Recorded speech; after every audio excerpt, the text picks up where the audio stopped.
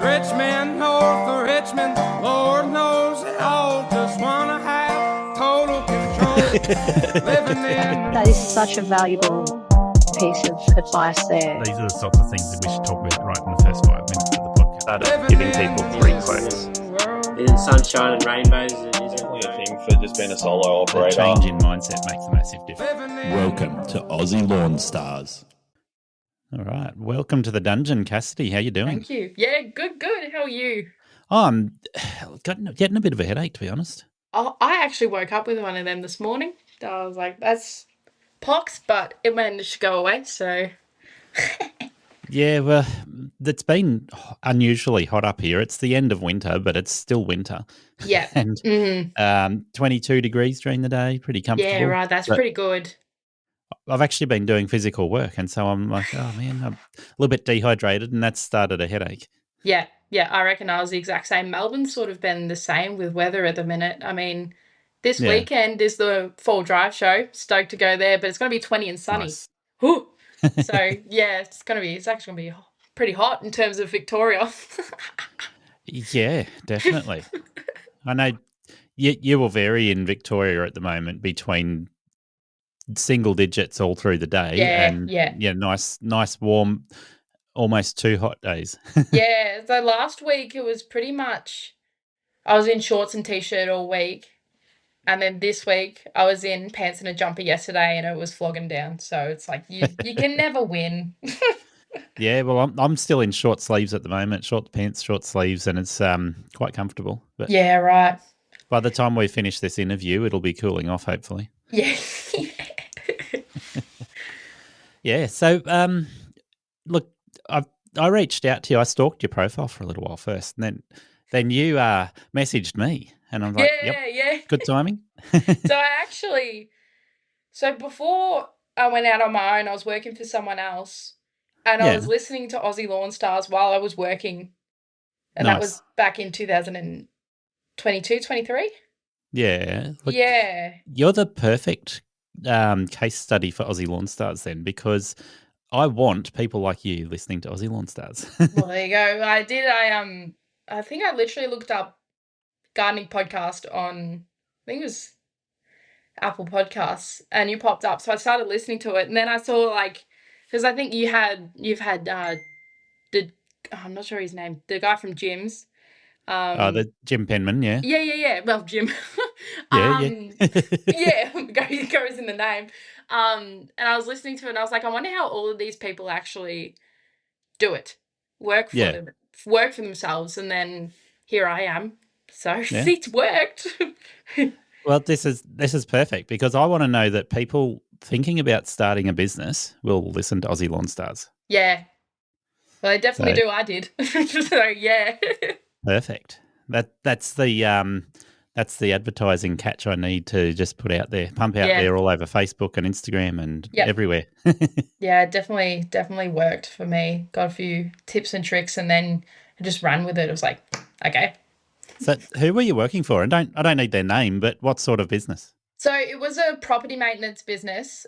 It was actually in the title was Property Services, but it was really sort of, they did everything from gardening.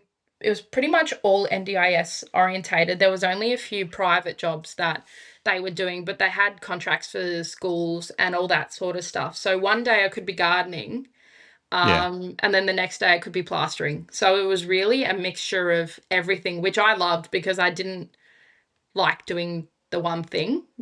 But it also, in the end, it had a few struggles where I was like, oh, there's no room to grow, so time for me to leave, sort of thing. But it got my foot in the door with learning how to use everything. So that's great. Yeah, no, it was good. And I mean, I left there, I worked there for a year and then I left. Yeah. And I was actually a farmer. I started a cherry apprenticeship, believe it or not. Interesting. But I left because management was a handful and a half. So I left. Then I went back to this same gardening company. So I worked there for another year. Yeah. and then I left to be an admin. So it was sort of like on, off, on, off. Like I loved the work. Yeah. But just couldn't grow. I was dormant. So I was like, look, I have to either sort of change jobs or try something different. So that's why I went into admin. But again, management was not my best friend. So yeah. Yes. Yeah, that's a common story, and I think that's why this industry is so popular for people to venture into. Yeah. Because people are looking at what they can do, and I think if I interpret your personality type right, you need to be learning. You need to be doing things where you're gaining experience and growing, not just stagnating. Yeah, exactly. If I sort of stay in the one spot, I'll get bored or I'll see something shiny and be like, oh, so go towards that. But yeah, sometimes especially in the past roles that I've had, it's hard because, I mean, especially in this admin job, I have to see something or see how it's done to learn it. I can't read something or instructions. Yeah. So yeah, it's just been a mixture of those sorts of things that push me to be like, right, okay, it's time to go out on my own and try this for myself and see where we end up. And so far so good. So yeah, you sound a lot like my stepdaughter and my wife in terms of if you're sitting there, bright shiny object, get distracted quite easily. Yeah. You need something to keep your mind working on problem solving. Exactly. Yeah, that's definitely yeah. So, and you're similar age to my stepdaughter by the sounds of it. I was just working that out before we started. So you're 22. Yep, 22. Yep. So you've got experience in a couple of different jobs before you've decided to start your own business, and you've started your business this year. Yeah, I started in March. Officially started in March. I had a period of time from when I started that admin job. Then I sort of was in there for a few months and I was like, right, something has got to change. So I started working on the weekends and sort of picking up just cashies to sort of see if I actually wanted to do it and if it was feasible for me to come across full time, which in the end I just bit the bullet and was like, yeah, okay. So really from about I'd say probably January to March, I was doing working the weekends. I don't think we had a weekend off between January and March, which also took its toll because I was trying to do too many things at once. So, yep. But I mean, in the end, it worked out, and March came along, and I left, and can't even remember my first set of jobs. I got really lucky with it. I think the biggest thing I've found in terms of growing is word of mouth. Like it's crazy how much just people get your name out there. So that definitely helped in the first few months. Yeah, for sure. And I see that going both ways with these sort of businesses, where people rely wholly on word of mouth or people rely on a strategic marketing platform. Yeah. Well, when I first started, I was looking at Bizza actually, which is Jim's sort of like offshoot. Yeah, so I signed up Jim's with that. overflow jobs. So if there's not enough Jim's franchises to take the leads, they go to Bizza. Yes, so I signed up with Bizza, and I think it's 3 free leads for your first 3 jobs. But since I'm out in like country Victoria, I'm still yet to get that 3rd free lead because there is bugger all out here. But I mean, I've gotten 2 of those jobs, so that was good to start with. It's just a good way to really fill in the gaps and send you on your way, really. Nice. Mm. Yeah, and I think Bizza is fantastic, but I was talking to somebody about this just earlier this week in terms of Bizza being the overflow of Jim's jobs. So if they've got leads coming in and they're sending too many leads to Bizza, they will put on another franchise if they can see the feasibility in putting on a franchise in an area where there's too many leads. Yeah, okay. Yeah, that was the hard part for me because I'm half an hour from Pakenham. which is there's a fair few either gyms or Fox franchises out here. There's a fair few. I see about at least 2 a day, I reckon. Yeah, okay. Yeah, so there's in my area, I reckon I pass 3 or 4 different mowing people a day. So Yeah. it's you sort of drive past them and you're like, oh, there's one, there's 2, and they just keep going and they're going to do their jobs. And so it was really, at the start, we were going to go with a franchise, but then we spoke to gyms and to Fox, and they were like, look, because of your area, you're going to have to buy a franchise in a different suburb. So I would be buying the leads from Pakenham anyway. So it was really sort of 50-50 on what we wanted to do in the end. But yeah. Yeah, that's interesting. I know when I first started, I was counting the number of lawn mowing trailers and vehicles getting around my area. Yeah. And I do 2 postcodes, basically. So there's half a dozen suburb names in that area where I was originally working with residential work and commercial work. Yeah. And in that area, I counted 11 or 12 contractors that I knew by name. Yeah. And then others that were just coming and going, so from further afield, but travelling in and out of the area. Yeah. There's definitely a fair few going around, but it's also great to have people that I can ask for help. But I was at the local tip the other day, and another contractor got there, and I'd actually been talking to him on Facebook. So it was actually good to meet him in person. We were both just unloading our trailers, and so we met at the tip. But yeah, no, that was good. So it's good to have like-minded people in the area, and everyone's just trying to, do the same thing, establish a business, and yeah. Yeah, it doesn't sound creepy at all to just be meeting friends at the tip, but Yeah, it's anywhere actually, I could have met him at the tip. it's quite common in our industry. Yeah. Yeah. So how far do you travel for jobs at the moment? At the minute, I'm pretty far. I mean, it's a bit, at the minute, it's like, probably starting to get into that too far, sort of boundary, but I make it worth it. So yesterday I did 2 cleanups, but they were both an hour away. But I made sure I had 2 on the one day, so I wasn't losing going to the first one or for the second one. Yeah, okay. But I won't travel unless I can make it worth it. So I'd probably be in about,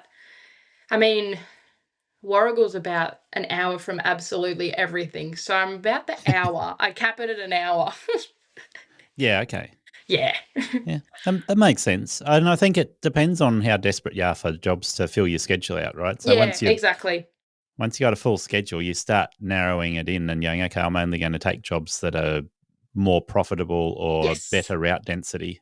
Yeah, that's what I've started doing now. It's sort of in the first few months of running the business, I would just take anything, even if it was a lower profitable job and it was driving like an hour away. And then I'd realize I'm not making anything because I'm spending that in fuel. So that was a bit of a kick in the gut. But once you realize that, it's like, okay, we can start making this actually work now. Yeah, that's it. But initially you need to do it, and it's worth running at a loss or just breaking even, just paying yourself a wage basically to start with, just so that you can get your schedule busy. Yes. How busy is your schedule at the moment? It's pretty good. I mean, for someone who's just been running for 6 months, I'm quite surprised. I usually book 2 to 3 weeks in advance. Yeah. So it's quite steady. I mean, I pull my wage out every week, and I just went and bought a one of the Skag Liberty Z's. That was my first big purchase.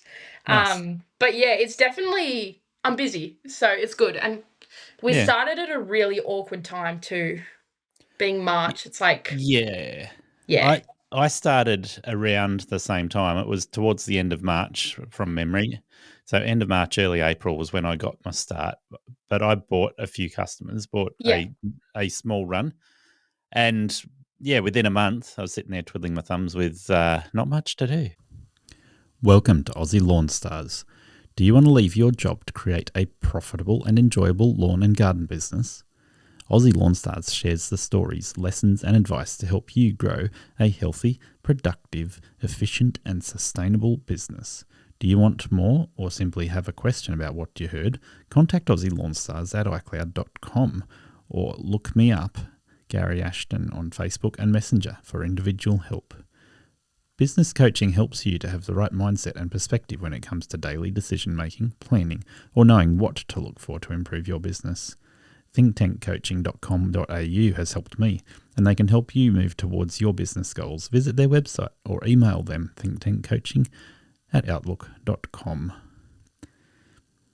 If you want to establish the best practices in bookkeeping, accounting and business structure, contact Adrian from Prosper Financial on 0249 773363.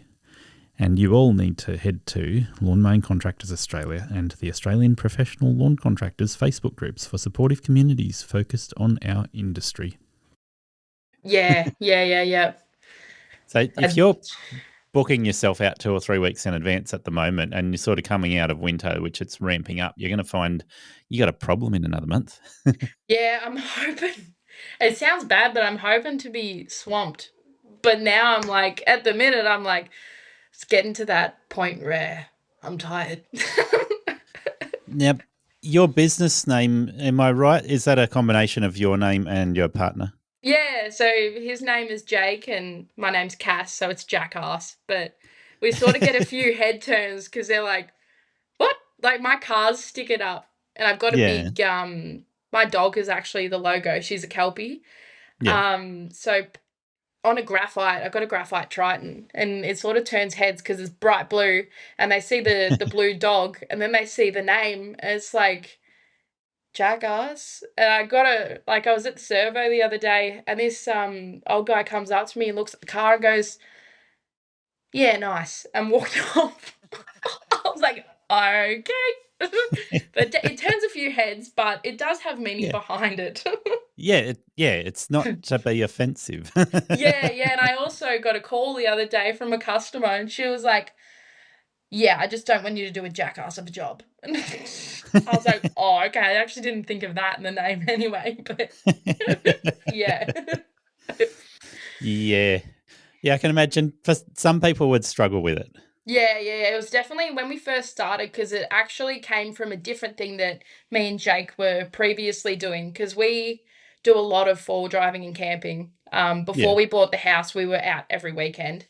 So we actually had an Instagram account called Jacass Touring, which Nice. Yeah, but then I decided that I want to do this full time, so we just sort of snatched the name and went with it. But I like it. It's different, but yeah.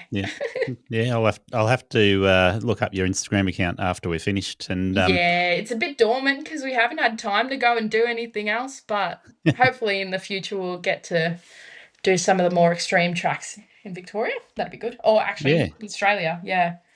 Yeah, but you have to have a look at some of the footage I got from Cape York in July. Did you do the tally track? Yeah. Yeah. Of course. Did you do gunshot or did you I did around? one of the many entries into gunshot, not the main one.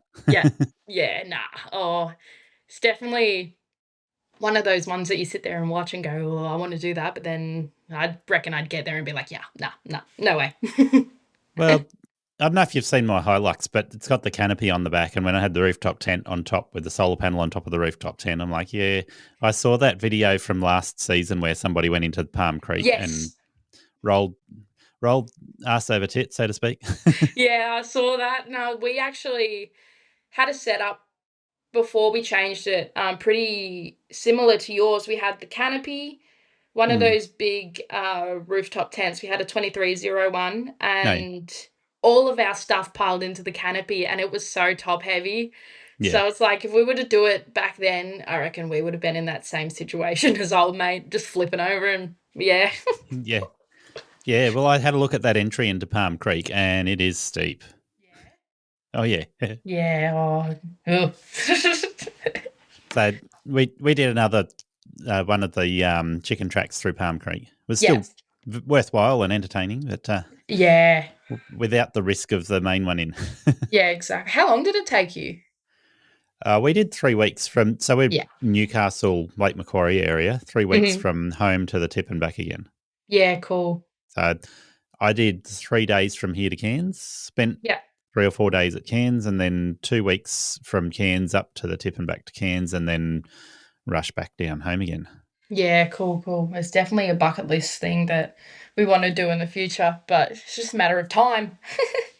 Yeah, you do have to put a fair bit of time and money aside because just the Yeah. fuel alone, I spent 2,400 on fuel, I think. Wow. And what car do you have? Is it a Hilux. Yeah. Are they any good? Yeah, I mean, Yeah. Toyota's the best, right? Yeah, exactly right. But at the minute I've got a Triton and my partner's got a Ranger. So it's Yeah. like, maybe a Hilux or something more bulletproof would be good, but Well, 3 of the vehicles in my convoy were Ford Rangers. One of those was actually a Raptor, but yeah, right. Yeah. I just picked on them the whole time for being Fords. Yeah. I actually did the Cape 6 years before that in an 80 series cruiser, and Yeah, I mean, right.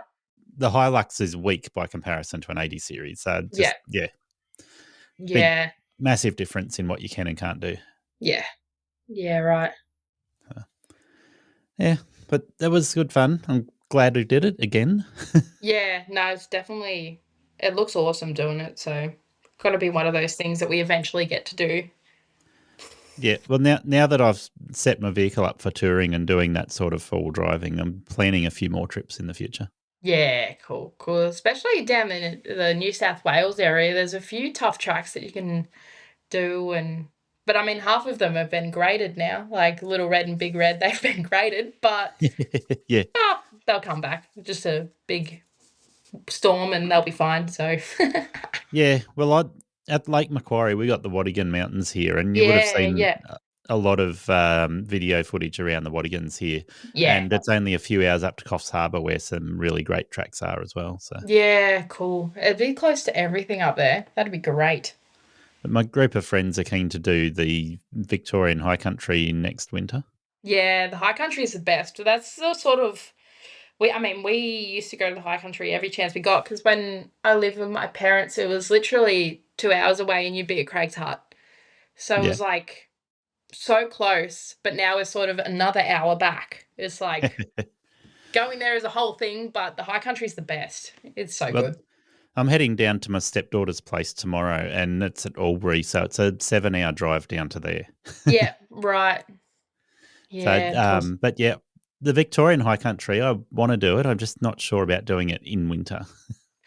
Yeah, definitely. Yeah, it's a bit of a doozy in winter. We've seen a few things that have happened. I mean, there was actually an instance, it was years and years and years ago. I think I was about 12 at the time, and this 80 series stopped on a hill to go to the toilet. But of course, it was a Toyota, and he stopped on the hill, so the handbrakes let go, and his car's gone flying down the hill backwards. But yeah, I don't think there's an 80 series with a handbrake that actually works. That's exactly right. And I mean, old mate who's gotten out and relied on the handbrake. Yeah, but Whoops. Whoopsie. Yeah, I bet he needed to go to the toilet again after that. Yeah, that's exactly right. Yeah, so we should talk about lawn mowing because I've just lost like 90% of my audience talking.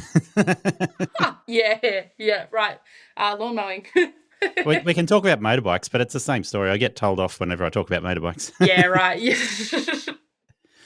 Yeah, so what sort of services are you doing at the moment? Because I'm guessing, like what we were saying before, when you're trying to build your business up, you would target whatever you can get. Yeah, so I'm not so much in that stage anymore, but sort of am. So I'll do anything property maintenance related, like hedges, gutters. I've found the call for rock removal is massive these days, and that hurts. I've done a few of them. Hand picking out river rocks from like 3 garden beds in 2 days is a doozy. But so do you reckon those river rocks were intentionally placed in garden beds, or is that just because the garden beds have never been cleaned out properly? They were intentionally put there, but we couldn't get a machine in because it was on like a sleeper wall. and the lady didn't want to risk breaking the sleeper wall. So we had to hand pick them out. So yeah, but sort of definitely targeting the more bigger cleanups now, and regular lawn mowing is sort of what I'm targeting at the minute. But it's really a mix of stuff. Yeah. Yeah. Yeah, okay. So you do a reasonable amount of regular lawn mowing then? Yeah, I managed to pick up a fair few regulars at the start in March, and I've held on to them. So I reckon a sort of interchange a week. They're pretty much all fortnightly at this point. So I'll do fortnightly of regulars, and then that second week I'll do a big cleanup, and then it'll either so it sort of works itself out in terms of scheduling, which is good. Yeah. Yep. So what's the lawn mowing jobs look like in terms of size and type of jobs you're doing? So I have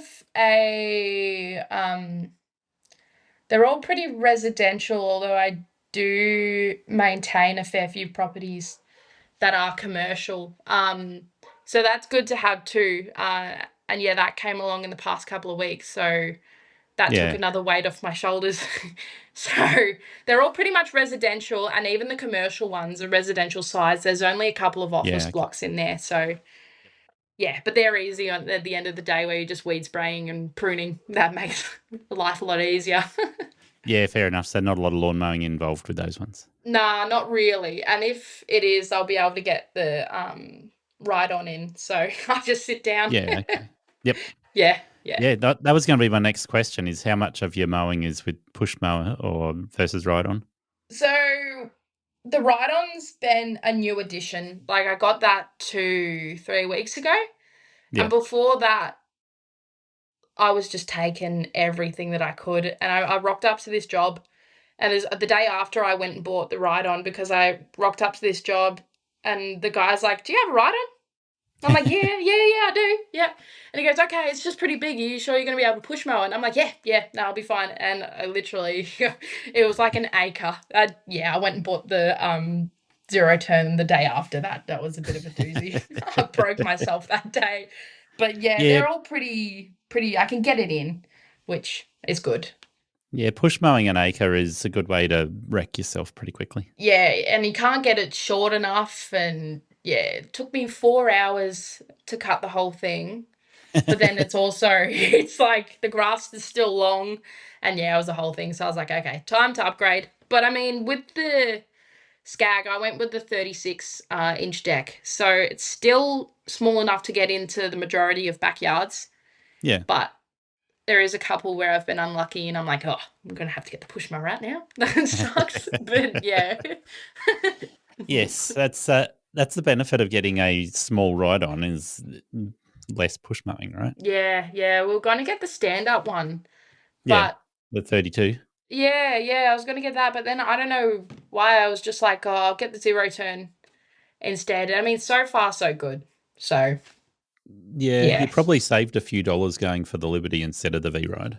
Oh yeah, definitely. Yeah. This was still expensive, but I mean, Skags, the prices of them they're pretty damn expensive. So Yeah, definitely. yeah. Yeah, okay. So you've only just got it, which means you're still getting used to it and what you can do with it, I guess.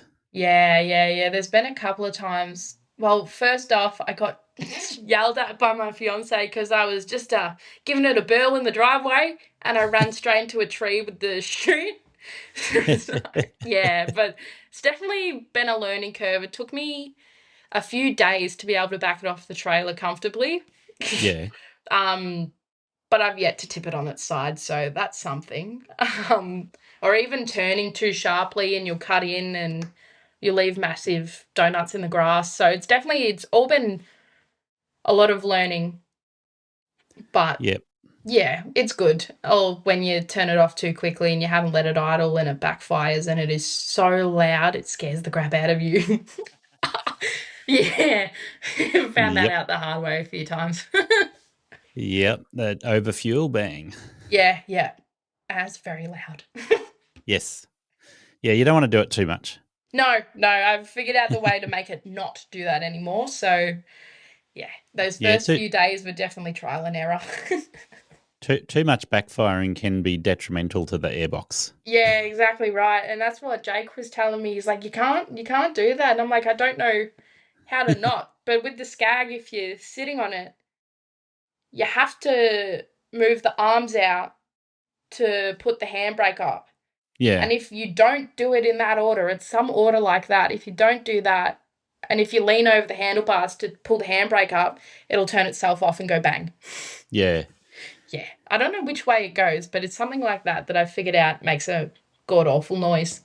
Yeah, so if you pull it back to idle before you do any of that, it'll probably reduce the likelihood of it doing it. Yeah. Yeah. It's good. Definitely all learning. Yep. Good fun. Yeah. Yeah, okay. So what push mower you run? I'm not sure on the model, but it's a Massport. It's self-propelled, which I'd actually, at the last company, I'd never had a self-propelled before, and I was a bit skeptical on it, just because I knew the reliability of the other Massport that I used to use at this company. Yeah. But the self-propelled is so good. It really does just take that extra weight off when you're pushing it up a hill and it drives itself. So going from pushing a mower to self-propelled is almost as good as going from self-propelled to a ride-on. Yeah.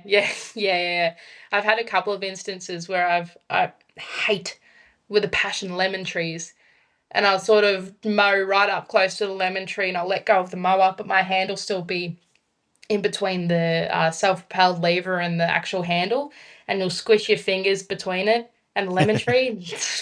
That hurts. But yeah, it's just, but all the milestones of sort of growing have just been noticeable, but so good at the same time. Like you said, going from push mowing to self-propelled to a zero turn, it's just unreal. Yeah, that's good. And I think that's testament to how well you're doing as a young person in the industry. Nice, fresh 6 months in. Yeah. And you're hitting those milestones out of the park.